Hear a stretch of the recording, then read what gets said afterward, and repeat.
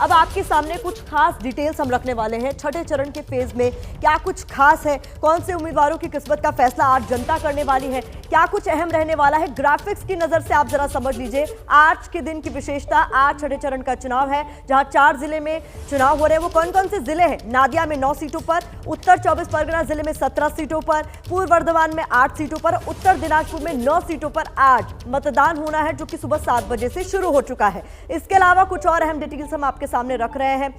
कुल 43 सीटें हैं इस छठे चरण में। उम्मीदवार 306 हैं जिनकी किस्मत का फैसला जनता को करना है, जिनमें महिला उम्मीदवार 27 हैं और सुरक्षित सीट यहां 9 है। इस फेज की हम बात कर रहे हैं छठे चरण की। तो कुछ अहम डिटेल्स जो आज के चरण के लिए आपको जानना जरूरी है, ग्राफिक्स की मदद से आपके सामने एक एक कर हम रख रहे हैं। पश्चिम बंगाल में टीएमसी से बीजेपी में आए दिग्गज उम्मीदवार कौन है? शीलभद्र दत्ता, जो कि बीजेपी में शामिल हो गए हैं और खारदा सीट से उम्मीदवार हैं इस फेज में। इसके अलावा वो और कौन कौन से नेता हैं जो टीएमसी का दामन छोड़ बीजेपी का दामन थाम चुके हैं इस फेज में, जिनकी किस्मत का फैसला जनता को करना है, वो जान लीजिए। सुनील सिंह, ये जो है वो नौपाड़ा सीट से उम्मीदवार हैं, टीएमसी में थे कभी, अब बीजेपी में शामिल हो गए हैं और इस बार मैदान में है। इसके अलावा और कुछ डिटेल्स आपके सामने हम रख दें।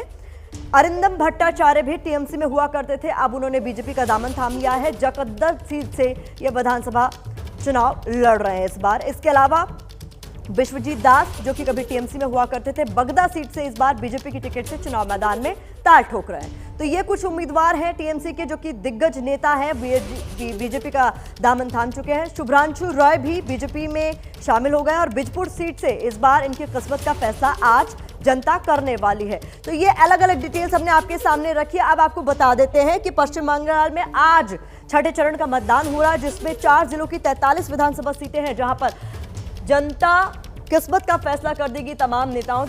एबीपी न्यूज आपको रखे आगे।